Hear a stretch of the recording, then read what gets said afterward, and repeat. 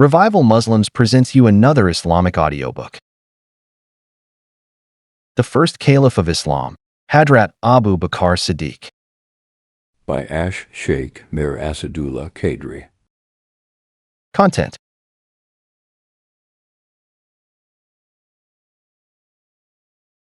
Hadhrat Abu Bakr.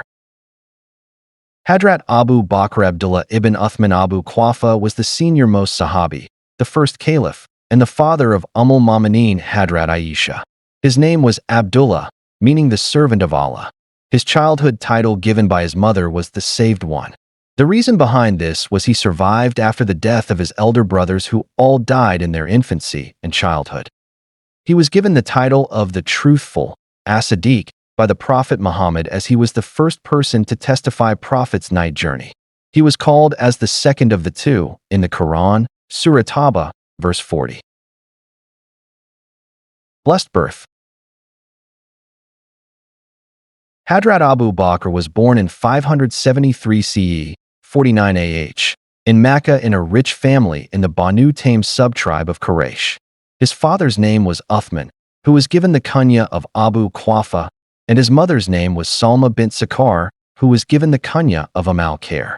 His mother, Salma bint Sakar, ibn Amir, ibn Amr was also from Taym subtribe of Quraysh and is reported to the daughter of the cousin brother of Abu Quafa.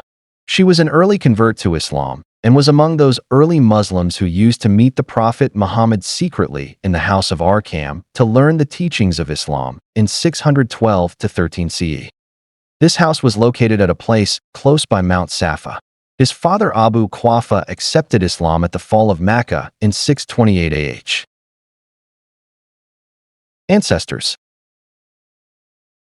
Hadhrat Abu Bakr's ancestors were Abu Bakr Abdullah, ibn Abi Quafa, ibn Amir, ibn Amr, ibn Kab, ibn Sa'd, ibn Taym, ibn Murrah, ibn Kab, ibn Luay, ibn Caliph, ibn Fir. The ancestry of Prophet Muhammad is Muhammad, ibn Abdullah, bin Abdul Muttalib, bin Hashim, bin Abd Manaf, bin Susai, bin Kilab, bin Murrah, bin Kab, bin Luay, bin Caliph, bin Fir. Thus, Abu Bakr's ancestry both from his mother and father's sides meets with the ancestry of Prophet Muhammad on Murrah ibn Kab. Early life. Abu Bakr spent his childhood, like other Arab children of that time, among the Bedouins, who called themselves the people of the camels. Therefore, he developed a fondness for camels. In his early years, he used to play with the camel calves and goats. His famous kunya, Abu Bakr, the father of the camel's calf, was because of his love and fondness for camels. It is reported that once in his early childhood, he was taken to Kaaba by his father. His father left him there and went to attend some errands. The child Hadhrat Abu Bakr was left alone among the many idols kept around Kaaba. The child Hadhrat Abu Bakr went to an idol and said, "I need beautiful clothes. Please give them to me." But the idol remained indifferent. He then went to another idol and addressed it, saying, "Give me some delicious food. Do not you know I am hungry?" The idol did not reply. This angered the child Hadhrat Abu Bakr. He lifted a stone addressing that idol and said, "Look, I am aiming a stone at you.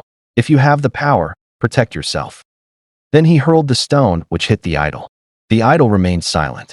Hadhrat Abu Bakr then left the Kaaba and never went near an idol and remained monotheist all through his life.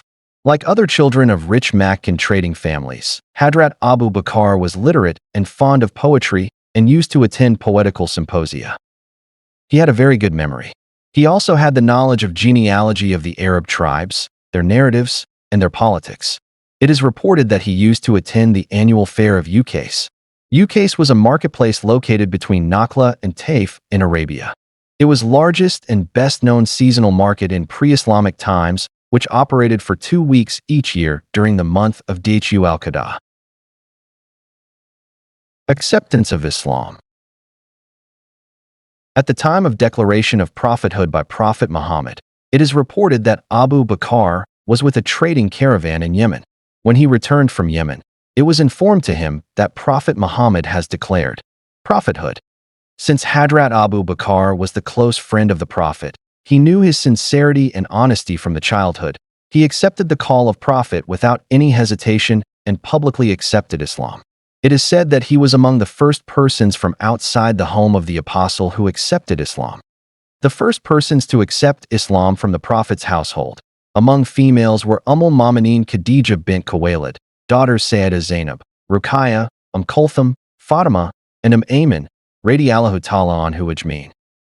Among males were Hadhrat Ali, Hadhrat Zayd ibn Harith, and some other accounts narrate that Hadhrat Abu Bakr was in Mecca at the time of declaration of prophethood by Muhammad, and when he was told about the prophethood of Muhammad, he accepted it. Thus, he was the first person outside the home of the Prophet to have accepted Islam. The Prophet said, "I called people to Islam, and everyone thought over it for a while before acceptance." However, it was not the case with Hadhrat Abu Bakr, as he accepted it without any second thought. Later, those who accepted Islam at the instance of Hadhrat Abu Bakr include Uthman ibn Affan, Zubair bin Awam, Talha ibn Ubaidullah, Abdur Rahman ibn Awf, Sa'd ibn Abi Waqqas, Abu Ubaidah ibn al-Jarrah, Abu Salama, Khalid ibn Said, etc. Radiyallahu ta'ala anhu.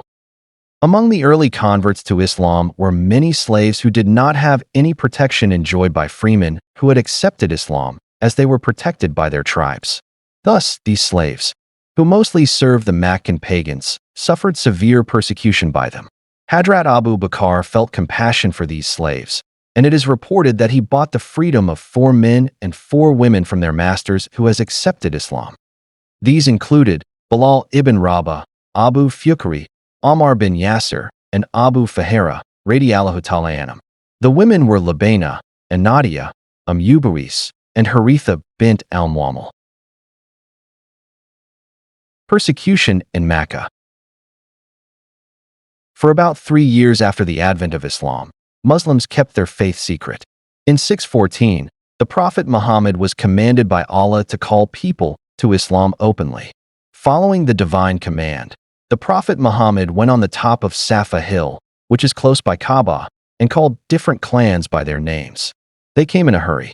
The Prophet said, "If I were to tell you that there was an enemy ready to attack you, would you believe me?" They said, "Yes, as we never heard from you anything except the truth." He said, "I am a warner to you of a very severe punishment if you do not come back to the rightful belief, which is, there is no God, but Allah, and I am his apostle." At-Tabari reported that the Prophet's announcement was met with ridicule from Abu Lahab, and the guests dispersed. On another occasion, one of the chiefs of Quraysh, Uqba ibn Abi Mu'ayt, saw the Prophet praying next to the Kaaba. He took the clothes of the Prophet and strangled him forcefully. Abu Bakr, who was nearby, came and pushed him away from the Prophet and said, "Do you want to kill a person because he says, 'Allah is my Lord'?" It is reported that Hadhrat Abu Bakr was beaten by the crowd in Kaaba. Amr ibn Hisham al-Makhzumi was known for his opposition to Prophet Muhammad, and he was one of the main leaders of Meccan polytheists. He was given the kunya of Abu Jahl by Muslims. He was not related to Prophet Muhammad and had become the arch enemy of the Prophet and early Muslims. Once, when the Prophet was praying in Kaaba, and when he was in prostration, Abu Jahl asked his associates to put the stinking innards of a camel on the back of the Prophet. And when they did that, Abu Jahl and his associates started mocking the Prophet loudly. Prophet's little daughter ran towards him and removed that filth from him, and the Prophet completed his prayer. The Prophet prayed to Allah to punish them for their persecution. The persecution of the Muslims came to its peak when the Prophet, his family, and his close relatives had to suffer a 3-year-long boycott from the Quraysh between 616 to 19 CE, 5 to 3 BH. It was a public boycott against Banu Hashim, led by Banu Abd Shams and Banu Makhzum, 2 important subtribes of Quraysh. Abu Jahl was from Banu Makhzum and Abu Sufyan was from Banu Abd Shams. It was carried out to pressurize Banu Hashim, particularly Hadhrat Abu Talib, to withdraw their support and protection to the Prophet so that they can eliminate him. The terms of the boycott were very harsh, as it was declared that no one should marry women belonging to Banu Hashim, nor give women for them to marry, and that no one would trade with them, and no one would maintain any social or financial contact with them. A deed was written, and all important chiefs of tribes in town were forced to sign it, irrespective of whether they liked it or not. This deed was hung on the wall of Kaaba to scare people not to violate the boycott. The public display of the terms of the contract served the purpose of informing any visitors who came to Mecca about the boycott, so that any external help to Banu Hashim could be stopped. Banu Muttalib and Banu Hashim along with their children and women were thus forced out of Mecca to a nearby open uninhabited valley called Shib Abu Talib. The intention of the pagans was to leave the Muslims at the mercy of the scorching heat of the sun in order to starve them to death in the loneliness of the desert. There was no food in this valley, and at times people were forced to eat leaves of the shrubs to survive. When the Prophet would be praying, could hear the cries of the children and women, which would shatter his heart. Despite the horrendous torture and all odds being against Muslims, they not only survived these years, but came out much stronger and with a clear message that nothing could deter the Prophet, his family, or the Muslims from their faith. Al-Mu'mineen Hadhrat Khadija played a big role for the people to survive during this boycott. She used her contacts and all her wealth to provide food for the people. The food was procured from whatever source possible that could be secretly transferred to the people in the darkness of the nights. Muslims, in general, were not part of this boycott as they did not belong to Banu Hashim. Particularly Hadhrat Abu Bakr did his best to support the people held up in Shib Abu Talib from outside. Hadhrat Abu Bakr was rich, and it is reported that he used all his wealth in procuring relief to the people held up in Shib Abu Talib. It is reported that through the efforts of Al-Mu'mineen Khadija and other Muslims, people would load their camels with provisions and leave them on the boundaries of the Shib Abu Talib, so the boycotted Muslims could retrieve them during the nights. 3 years passed like this, at the end of which some of the relatives of the besieged finally took a stand against the boycott, and it finally came to an end. The boycott proved to be extremely stressful for Al-Mu'mineen Khadija, as she was in her 60s at that time. She became extremely weak, and after the boycott was over and they returned to their homes, she fell ill and died in that illness in 619 CE at the age of 65. It is reported that Hadhrat Abu Talib also died the same year. Thus, this year was called by the Prophet as the Year of Sorrow. A year later, in 620 CE, when Al-Mu'mineen Hadhrat Aisha was 6 years old, she was married to Prophet Muhammad but remained with her parents until she was 9 years old. Migration to Medina. In 622 CE, on the invitation of the Muslims of Medina, the Prophet ordered Muslims to migrate to Medina. The migration began in batches. Hadhrat Ali was the last to remain in Mecca, entrusted with responsibility for settling any loans the Muslims had taken out and returning the things the people had kept with the Prophet for safety.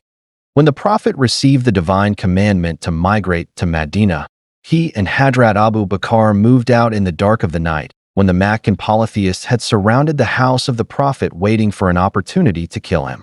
The Prophet ordered Hadhrat Ali to sleep in his bed and instructed him to follow him in immigration to Medina later. Hadhrat Ali once said, "I did not sleep so peacefully except that night as the Prophet had ordered me to follow him in immigration later." The Prophet's instructions were the proof that nothing would happen to him that night, and it proved to be so. Before the dawn, the polytheists broke open the house of the Prophet in order to kill him. When they removed the blanket from the body of the sleeping person, they realized it was Hadhrat Ali and not Prophet Muhammad. In view of the danger of the polytheists of Mecca, the Prophet did not travel by the road. Rather, they moved in the opposite direction and took cover in a cave at Jabal Thor, 5 miles south of Mecca. Hadhrat Abdullah ibn Abu Bakr would listen to the plans and discussions of the Quraysh, and at night, he would carry the news to the Prophet and his father in the cave. Hadhrat Asma bint Abu Bakr, the daughter of Hadhrat Abu Bakr, brought them meals every day. Hadhrat Amir, a servant of Hadhrat Abu Bakr, would bring a flock of goats to the mouth of the cave every night, where they were milked. The Quraysh sent search parties in all directions. One party came close to the entrance to the cave, but was unable to see them.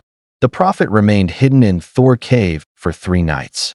The pagans searched for him all over the place, and some of them even reached the very mouth of the cave where he was hiding. On this, Abu Bakr Siddiq got alarmed. But the Prophet reassured him, saying, "Do not grieve. Indeed, Allah is with us." The above incident is reported in the Quran. if you do not help him, the apostle, yet for certain Allah helped him when those who disbelieved drove him out of his home during the Hijrah. The second of the two when they were in the cave, with those in pursuit of them having reached the mouth of the cave. And he said to his companion, do not grieve. Allah is with us.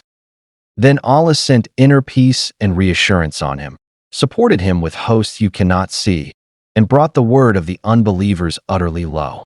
And Allah's word is supreme. Allah is majestically mighty and wise.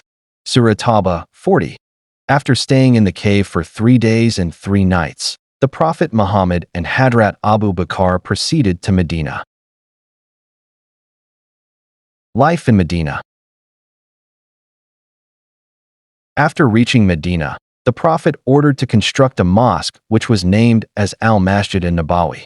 One of the first steps taken by the Prophet was the establishment of brotherhood between an individual from Muhajirin with an individual of Ansar. This was known as Mu'anaka. Hadhrat Abu Bakr was made a brother of an Ansar named Kharija bin Zaid Ansari, and their relationship was very cordial. It was cemented further when Hadhrat Abu Bakr married one of the daughters of Kharija bin Zaid, whose name was Habiba. Kharija lived at a place called Sun, a suburb of Medina, and Hadhrat Abu Bakr settled there. After the arrival of Hadhrat Abu Bakr's family from Mecca, he bought a house near the house of the Prophet. Since the climate of Mecca was dry and the climate of Medina was damp, most of the immigrants became sick after their arrival. Hadhrat Abu Bakr was also caught up with the fever of Medina, and he was helped by the family of Kharija during that time.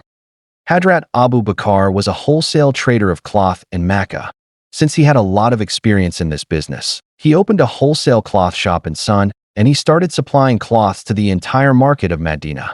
Soon his business flourished.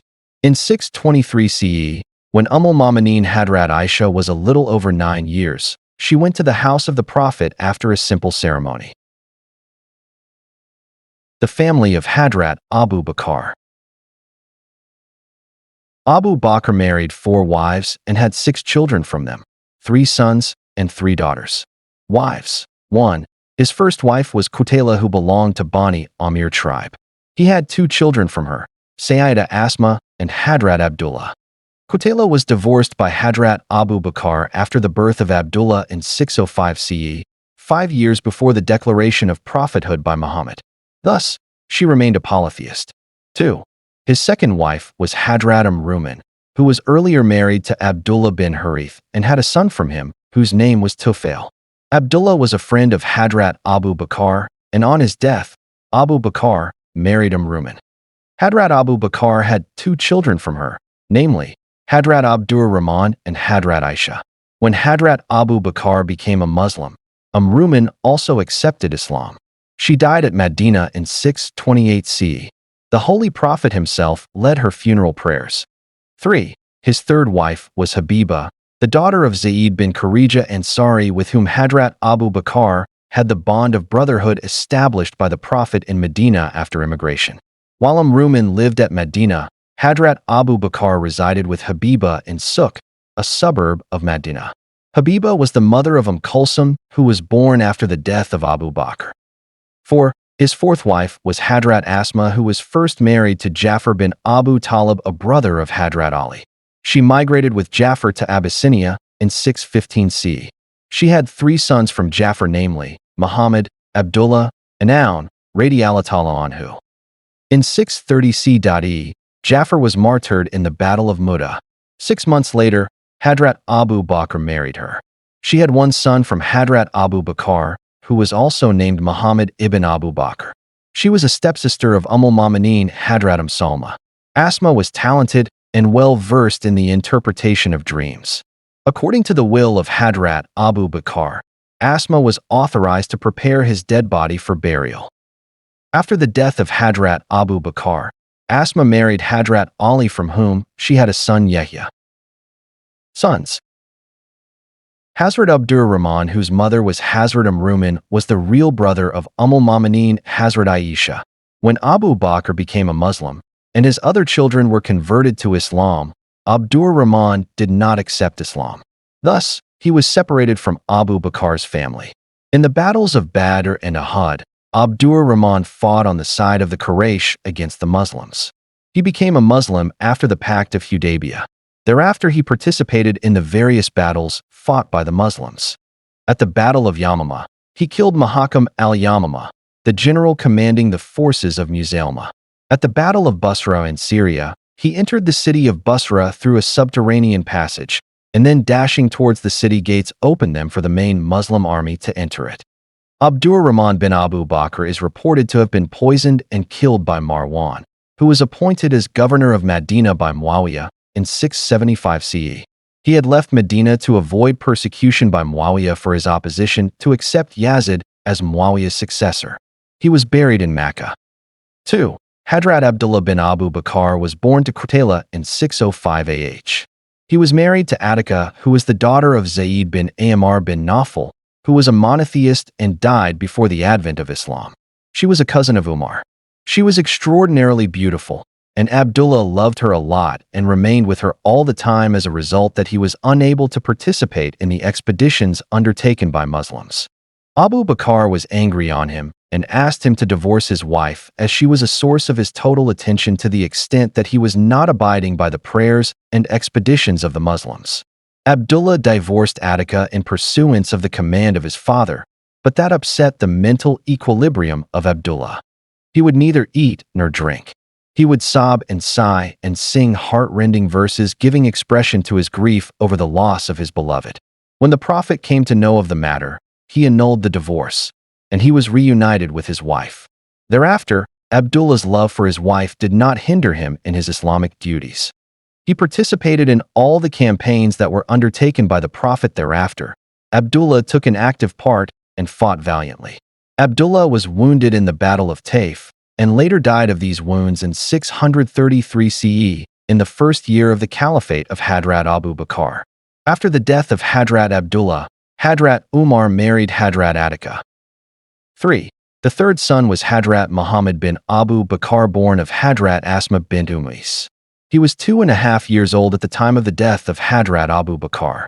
Asma had 2 sons who both were named Muhammad. One was the son of Jafar radiallahu anhu, and the other was the son of Abu Bakr radiallahu anhu.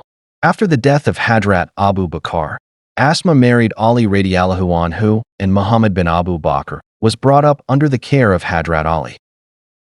During the Caliphate of Hadhrat Ali, he was appointed as the governor of Egypt. He was defeated by Muawiyah's army headed by Amr ibn al-As radiallahu anhu, and he was brutally killed, and his body was burnt by keeping it in the skin of a donkey in 658 CE, in Egypt. Daughters. The eldest daughter of Hadhrat Abu Bakr was Asma radiallahu anhu. Her mother was Qutayla, who did not become a Muslim, and was divorced by Hadhrat Abu Bakr. When the Prophet Muhammad and Hadhrat Abu Bakr sought refuge in a cave outside Mecca on migration to Medina, Asma radiallahu anhu used to carry food to them under the cover of darkness. When the Holy Prophet and Hadhrat Abu Bakr left the cave, Asma tore her apron and tied the goods with the 2 belts. For this ingenuity, she received from the Holy Prophet the title, She of the 2 Belts. She was married to Zubair radiallahu anhu, a cousin of the Holy Prophet. At Medina, soon after migration, Hadhrat Asma gave birth to Hadhrat Abdullah, who was the first Muslim child to be born after migration. After the tragedy of Karbala, Abdullah radiallahu anhu declared himself as the Caliph at Mecca. When the Umayyads stormed the city of Mecca, Abdullah radiallahu anhu consulted Hadhrat Asma, who was then 80 years old, as to what he should do. She advised, "If you believe your cause to be right, you should be ready to die for it. If on the other hand your object is merely worldly gain, then you may certainly compromise with your enemy." After the siege of Mecca by the Umayyads, when Abdullah radiallahu anhu died, the Umayyad had his body hung at the city gate. The second daughter of Hadhrat Abu Bakr was al-Mu'mineen Hadhrat Aisha radiallahu anhu, who had the honor of being the wife of the Prophet Muhammad. She was also an extremely influential figure in the formation of Islamic values and principles after the passing of the Prophet Muhammad. She is one of the key figures in the narrations of the Seerah of Prophet. The third daughter of Abu Bakr radiallahu anhu was Kulsum radiallahu anhu. She was born of Habiba bint Zayd Ansari radiallahu anhu. Hadhrat Kulsum was born after the death of Hadhrat Abu Bakr. On coming of age, Kulsum was married to Talha bin Ubaidullah radiallahu anhu.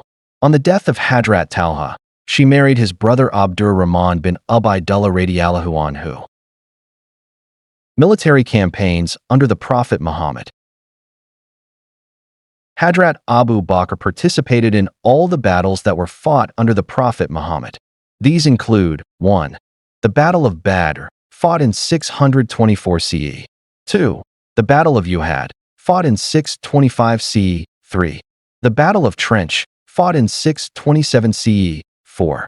The Conquest of Khaybar, in 628 CE. 5. The Conquest of Mecca in 630 CE. 6. The Battle of Hunain in 630 CE. He accompanied the Prophet Muhammad during the episode of Hudaybiyah. He also accompanied the Prophet during the expedition of Tabuk. Hadhrat Abu Bakr was also sent on other military campaigns with army contingents during the life of the Prophet. These include 1. The expedition to Najd in 628 CE. 2. The expedition of Dat al-Salasil in 629. And 3. The expedition to Syria under the command of Zayd bin Harith radiallahu anhu in 632 CE. Hadhrat Abu Bakr led Muslims as Amir al-Hajj. After the conquest of Mecca in Ramadan, 8 AH, Hajj was performed by Muslims in the month of Dhul Hajj the same year. The Mushrikeen participated in this Hajj as per their customs. In 9 AH, 631 CE, Hadhrat Abu Bakr was sent as Amir al-Hajj along with 300 Muslims to perform Hajj as per Islamic way. The Mushrikeen participated in this Hajj as well, as per their own customs. Verses 1 to 37 of Surah At-Tawbah were revealed when Muslims had departed for Hajj under the leadership of Hadhrat Abu Bakr Siddiq. When these verses were revealed, Prophet Muhammad decided to declare the conditions laid down in the verses. Hadhrat Ali was dispatched to proclaim the following new regulations, as per the command of Allah, in front of the gathering of pilgrims. 1. No disbeliever will enter paradise. 2. No disbeliever should perform Hajj after this. 3. It is forbidden to move around Kaaba in a naked state. 4. Those who have not violated the treaties with Muslim, and whose term is still in force, will be honored till the expiry of their terms. The Hajj in 10 AH, known as Hajjatul Wada, was performed under the leadership and guidance of Prophet Muhammad in a purely Islamic way in which Mushrikeen were not allowed to participate. Death of Prophet Muhammad. After performing Hajjatul Wada, the Prophet returned to Medina. A few weeks later, in the month of Safar, 11 AH, the Prophet fell ill. The illness increased day by day. One day, with the help of 2 companions, the Prophet came out of the house and gave a brief sermon from the pulpit of the mosque before noon prayer, in which he praised Hadhrat Abu Bakr, reminded people of the services of the Muslims of Medina, and emphasized the Muhajirs and Ansar to be kind to each other. During this sermon, the Prophet Muhammad indicated that the time had come for him to return back to Almighty, and everyone present or absent should claim any right they had upon him, so that it could be fulfilled. People started weeping listening to the Prophet's touching sermon. During the Prophet's illness, Hadhrat Abu Bakr was ordered to lead the congregation prayers. The Prophet stayed in the house of al-Mu'mineen Hadhrat Aisha during his illness. Hadhrat Abu Bakr continued to lead the prayers during Prophet's illness. The last day, Monday, 12 Rabi'a, 11 AH, when the people were performing Salat al-Far in the mosque, the Prophet lifted the curtain of his house and gazed on at the people performing Salah, which was noticed by many companions. Some hours later, the illness increased. al-Mu'mineen Aisha said the Prophet dipped his hand in the cup of water kept beside him and wiped his face, saying, "There is no God but Allah." Then he lifted his forefinger and said, with the exalted companion.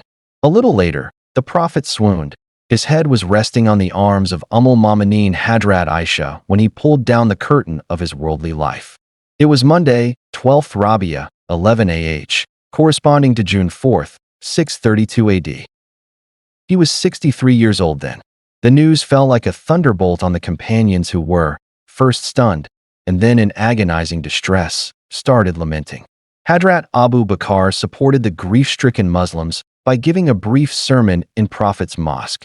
The initial shock and grief gave place to tranquility after Hadhrat Abu Bakr's address, and people started performing funeral prayers in batches one after the other, in which no one acted as imam.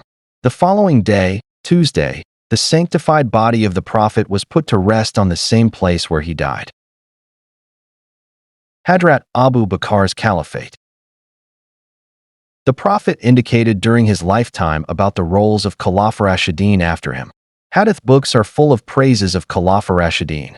There are specific hadith in which the Prophet Muhammad indicated their roles as caliphs after him. Some of these hadith are given below. 1. It is in hadith, narrated Anas radiallahu anhu, part of a long hadith. The Prophet said, "The most compassionate of my community towards my community is Hadhrat Abu Bakr. The staunchest in Allah's religion is Hadhrat Umar. The most truthful in his modesty is Hadhrat Uthman, and the best in judgment is Hadhrat Ali ibn Majah." 2. It is in hadith, narrated by Hudayfa and Ibn Masud radiallahu anhu.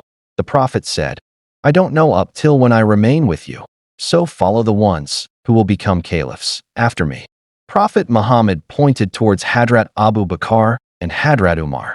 Tirmidhi, Ahmad, Ibn Majah. 3. It is in hadith. The Prophet said, "Tell Hadhrat Abu Bakr from my side to offer salat to people in my absence." Bukhari, Muslim, Tirmidhi, Ibn Majah. 4. It is in hadith, narrated al-Mu'mineen Hadhrat Aisha. The Prophet said, "It does not befit a people, not expected of my Sahaba, who have Hadhrat Abu Bakr, among them to have anybody other than him as their Imam, Caliph." Tirmidhi. There is a long hadith, narrated by Ibn Abbas radiallahu anhu, in which Hadhrat Umar described the sequence of events in which Hadhrat Abu Bakr took over as Caliph for Islam. Bukhari, Abu Dawud, Ahmad, Ibn Majah, Ad-Dahabi, said it is a mass-narrated hadith. 5. It is in hadith, narrated Ibn Abbas radiallahu anhu. Hadhrat Umar addressed the people in Masjid-e-Nabawi and said, "I said to Abu Bakr, let's go to these Ansari brothers of ours." So, we set out seeking them, and when we approached them, 2 pious men of theirs met us and informed us of the final decision of the Ansar, and said, "O group of Muhajirin, immigrants, where are you going?" We replied, "We are going to these Ansari brothers of ours."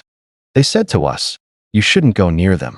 Carry out whatever we have already decided." I said, "By Allah, we will go to them." And so, we proceeded until we reached them at the shed of Bani Sada. Behold, there was a man sitting among them and wrapped in something. I asked, "Who is that man?"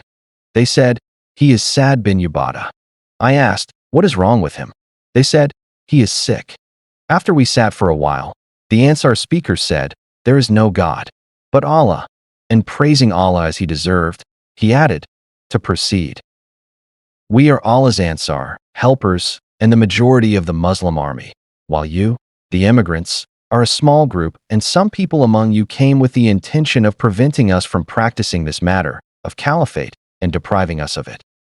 When the speaker had finished, I intended to speak as I had prepared a speech which I liked and which I wanted to deliver in the presence of Hadhrat Abu Bakr, and I used to avoid provoking him. So, when I wanted to speak, Hadhrat Abu Bakr said, "Wait a while." I disliked making him angry. So, Abu Bakr himself gave a speech, and he was wiser and more patient than I. By Allah, he never missed a sentence that I liked in my own prepared speech, but he said the like of it or better than it spontaneously. After a pause he said, "O Ansar, you deserve all the qualities that you have attributed to yourselves, but this question of caliphate is only for the Quraysh, as they are the best of the Arabs as regards descent and home, and I am pleased to suggest that you choose either of these 2 men, so take the oath of allegiance to either of them as you wish." And then Hadhrat Abu Bakr held my hand and Hadhrat Abu Ubadah bin Abdullah's hand, who was sitting among us. I hated nothing of what he had said except that proposal, for by Allah, I would rather have my neck chopped off as expiation for a sin than become the ruler of a nation, one of whose members is Hadhrat Abu Bakr, unless at the time of my death my own self suggests something I don't feel at present. And then one of the Ansar said, "I am the pillar on which the camel with a skin disease, eczema, rubs itself to satisfy the itching. That is, I am a noble, and I am as a high-class palm tree. O Quraysh, there should be one ruler from us and one from you." Then there was a hue and cry among the gathering, and their voices rose so that I was afraid there might be great disagreement. So I said, "O Abu Bakr, I hold your hand out." He held his hand out, and I pledged allegiance to him. And then all the immigrants gave the pledge of allegiance, and so did Ansar afterwards. And so, we became victorious over Sa'd bin Ubadah, whom Al-Ansar wanted to make a ruler. One of the Ansars said, "You have killed Sa'd bin Ubadah." I replied, "Allah has killed Sa'd bin Ubadah."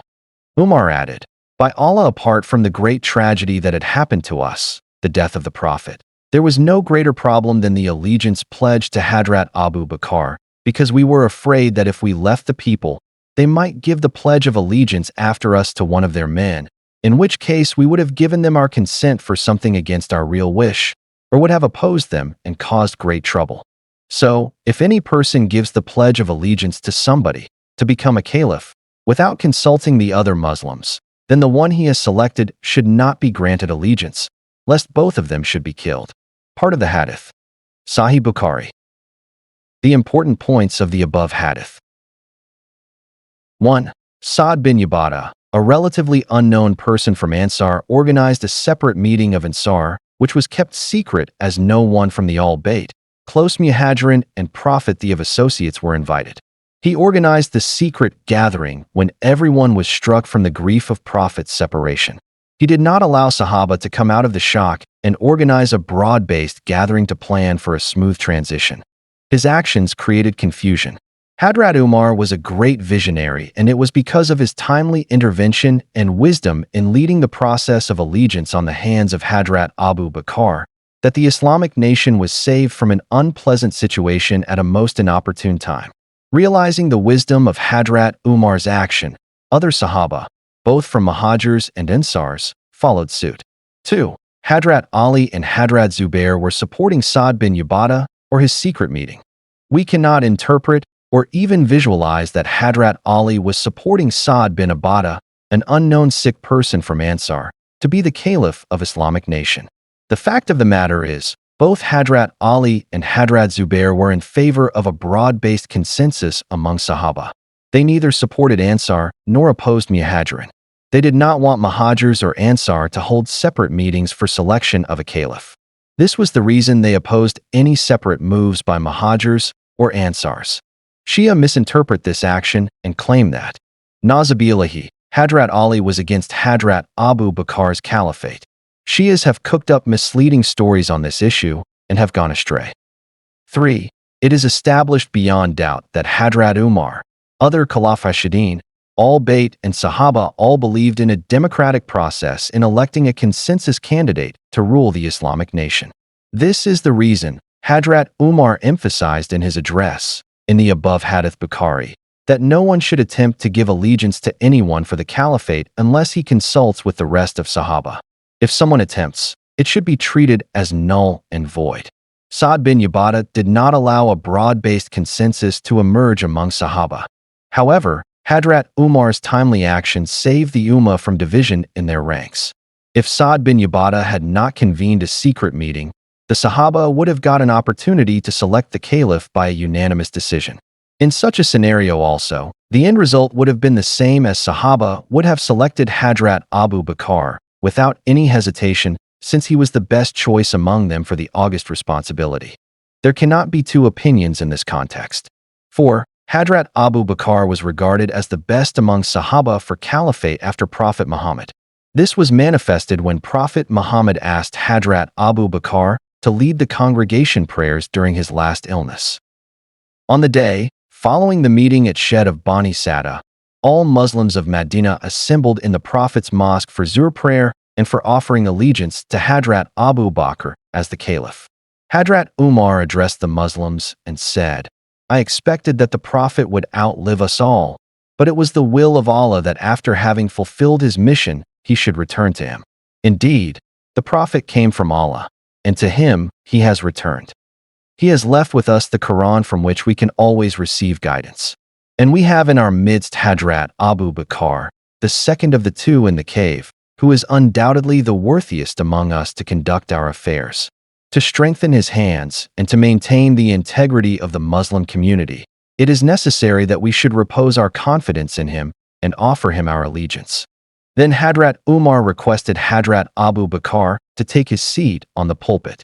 Hadhrat Abu Bakr took his seat on the pulpit, a step below that which used to be occupied by the Prophet Muhammad. The gesture was expressive of the fact that the leadership of the Prophet was to continue till Qiyamah, and the new leader was to be his deputy. Hadhrat Abu Bakr stretched his hand, and the Muslims, assembled in the mosque, touched the stretched hand of Hadhrat Abu Bakr reverently as a mark of allegiance.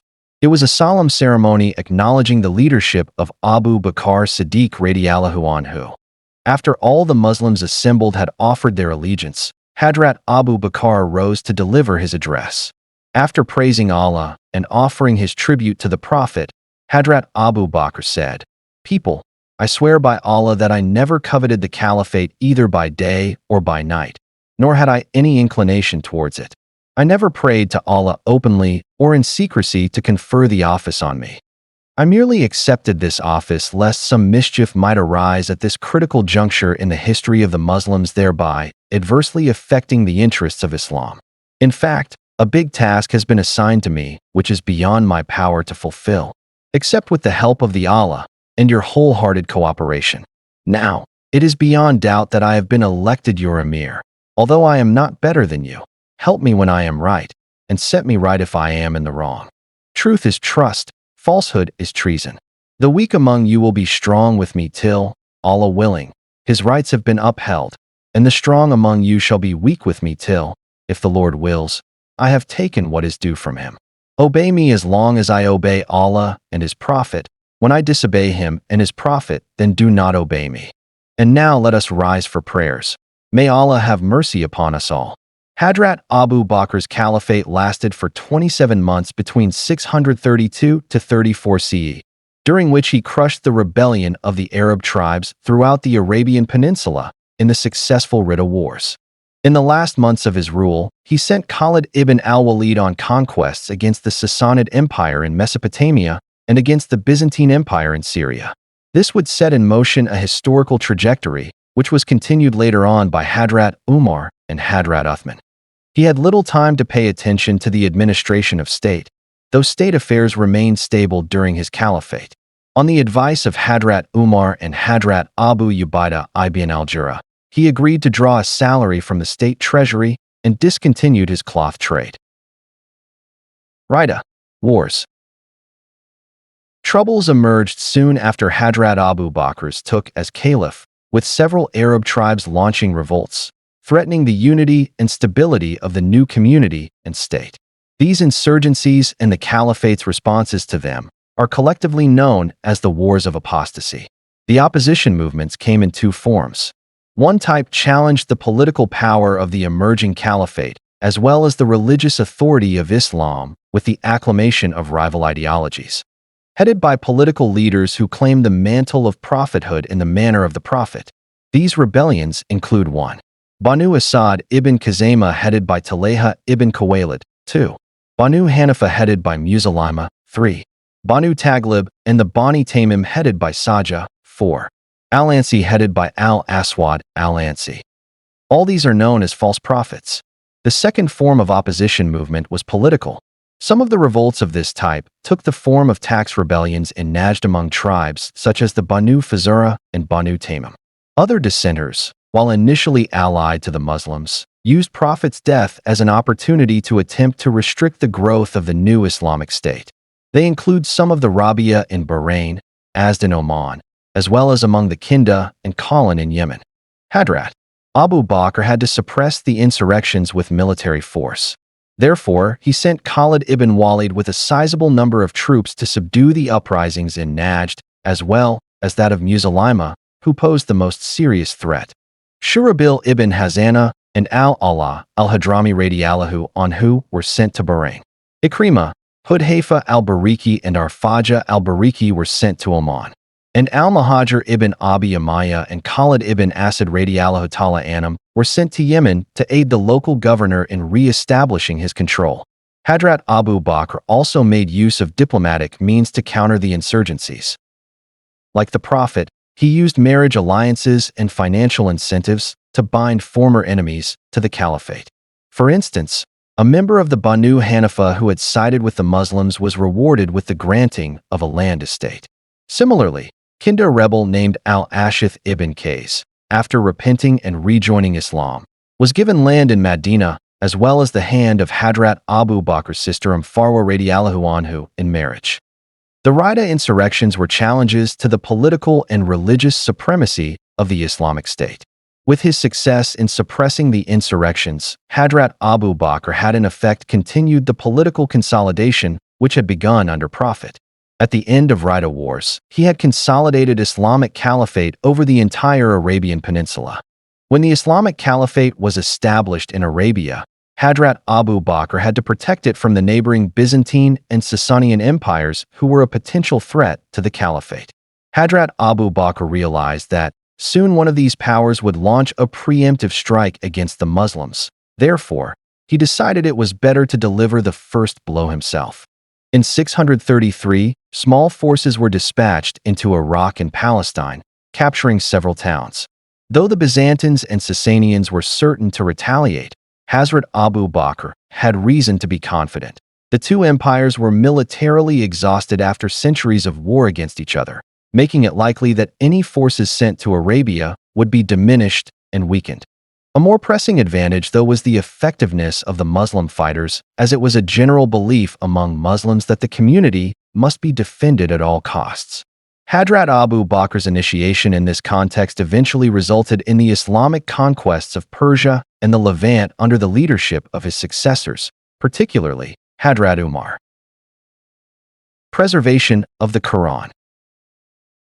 After the hard-won victory over Musaylima in the Battle of Yamama in 632, Hadhrat Umar realized that over 500 of the Muslims who had memorized the Quran had been killed.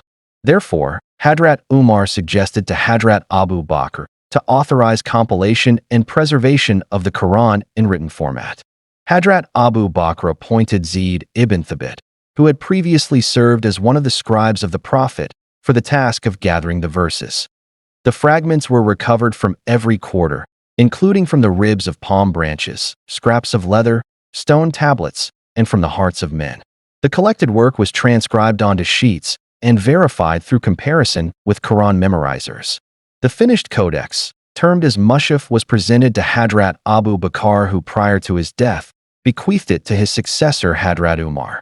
Upon Hadhrat Umar's death, the Mushaf was left with his daughter Al-Mu'mineen Hadhrat Hafsa. It was this volume, borrowed from Hafsa, which formed the basis of Uthman's Mushaf al-Quran, which became the definitive text of the Quran.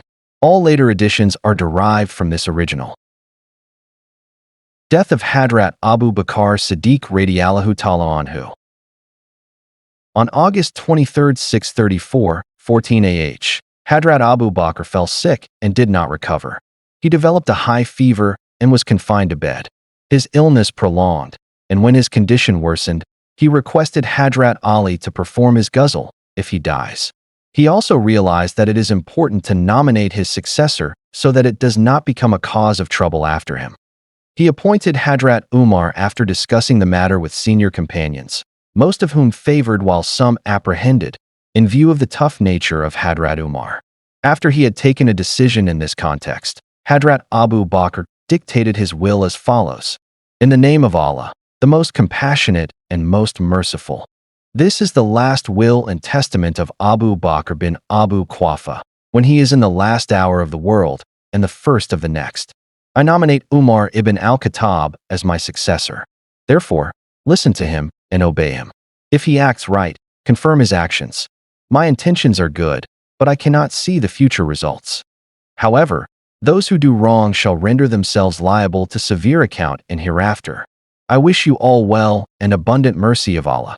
After he died, Hadhrat Umar led his funeral prayer. Hadhrat Abu Bakr was buried beside the Prophet Muhammad. If you want to listen to more Islamic audiobooks, then like, comment, and share this video, and do subscribe my channel.